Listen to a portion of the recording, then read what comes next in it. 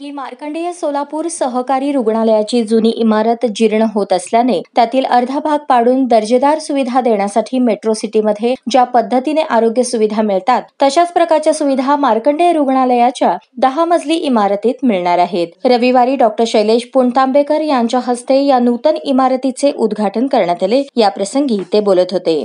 यावेळी व्यासपीठावर डॉक्टर विश्वनाथ येमूल, माजी खासदार गंगाधरपंत कुचन, रुग्णालयाचे प्रेसिडेंट सत्यनारायण बोल्ली, चेअरमन डॉक्टर विजयकुमार अरकाल, माजी नगरसेवक आनंद चंदनशिवे, डॉक्टर माणिक गुर्रम, पद्मशाली समाजाचे अध्यक्ष सुरेश फलमारी यांची प्रमुख उपस्थिती होती।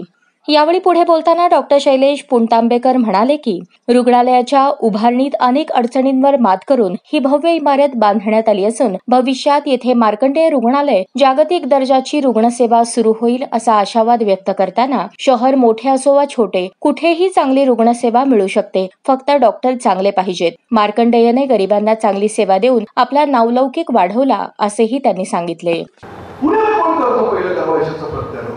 नशिबाने फडणवीस त्यावेळेला होते चीफ मिनिस्टर। ते उठून म्हणाले, म्हणजे मी जर नागपूरचा चीफ मिनिस्टर व्हायचं नाही का, जा उद्यापासून तयारी करा, गर्भाशयाचं प्रत्यारोपण करा। आणि गर्भाशयाचं प्रत्यारोपण आजची परवानगी सगळ्या ब्युरोक्रॅट्स, सगळ्या एज्युकेशनलिस्ट, ICMRच्या ऑफिसरच्या विरोधात जाऊन मी केलं। याच्यापुढची गोष्ट, जेव्हा प्रत्यारोपणाची वेळ आली त्यावेळेला ससून हॉस्पिटलमध्ये आम्ही गेलो, तेव्हा ससून हॉस्पिटलचे त्यावेळेचे जे डीन होते त्यांनी सांगितलं की आम्हीही काही गळ्यात घंटा घालून घेणार नाही। त्यांनी जरी परवानगी दिली असेल तर आम्ही देणार नाही। परत आमची दुसऱ्या दिवशी सगळी तयारी होती। सोलापूरचाच पहिला पेशंट होता, डॉक्टर विजय पवार म्हणून इकडे आहेत, त्यांनी पाठवलेला पेशंट होता।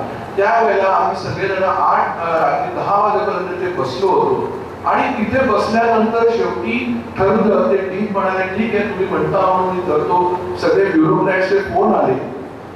दुसऱ्या दिवशी 8 वाजता करायचं होतं, रात्री 10 वाजता DHO ची सही कोण घेणार आणि दुसऱ्या दिवशी ते भारताच्या बाहेर जाणार होते। आम्ही 10 वाजता गव्हर्नमेंट, सेंट्रल गव्हर्नमेंट ऑफिस मध्ये गेलो। DHO तिथे बसलेले होते। ते म्हणाले तुम्हाला कसं कळलं मी इथे आहे? ते आम्ही गेलो, त्यांनी सही केली आणि दुसऱ्या दिवशी प्रत्यारोपण झालं। सांगायचा मुद्दा असा, जर युनिवर्स, एक जो तुमचा शाहरुख खानचा डायलॉग आहे ना, अगर कायनात ने डिसाइड किया की होना है तो होना ही है, आणि हा महत्वाचा मुद्दा आहे। त्याच्यामुळे मार्कंडेय हॉस्पिटल हे तुमचं स्वप्न होतं, त्या गोल करता तुम्ही प्रयत्न केला, किती अडचणी आली तरी तुम्ही याच्यावर मातच करणार आहे आणि पुढच्या काही वर्षात मार्कंडेय हॉस्पिटल हे इंटरनॅशनल लेवलला जावं अशी मी तुम्हाला शुभेच्छा देतो। मार्कंडेय रुग्णालयाचे चेअरमन डॉक्टर विजयकुमार अरकाल यांनी प्रास्ताविक केले। मार्कंडेय रुग्णालयाचे प्रेसिडेंट सत्यनारायण बोल्ली यांनी मार्कंडेय रुग्णालयाच्या उभारणी करण्यासाठी समाजातील कोणत्या नेत्यांनी मोलाचे योगदान दिले त्याची माहिती दिली। आता मी थोडक्यात तुम्हाला सांगतो की वास्तू उभी राहिली तर नाही, पण कशामुळे उभे नेमका दावा या इथं बोललं गेलं नाही। आनंदी जाता जाता त्याला स्पर्श केला। ही जागा त्यावेळेला हे आमच्या इथं 5 प्रवृत्ती आहेत। पहिल्यांदा आमचं कुचस आहे, कुठलेही नाव घ्या, कुचस पहिले मी तिथं असेल तिथं। दुसरं आहे तेच साहेब, ते राज्यमंत्री होते आणि डेप्युटी स्पीकर होते आमच्या समाजाचे, अभिमान आहे आम्हाला। तिसरं येते इल्या बोली, माझी वडील।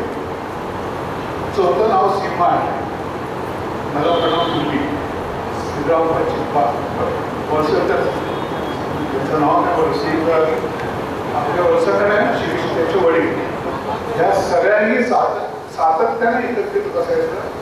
या ठिकाणी म्हणजे नीतीचा प्रसार घ्या चाललेला आहे। आपल्याला या ठिकाणी एक हॉस्पिटल काढायचं, सातत्यानं बसायचे, पण त्याला काही जागाच वापरत नाही।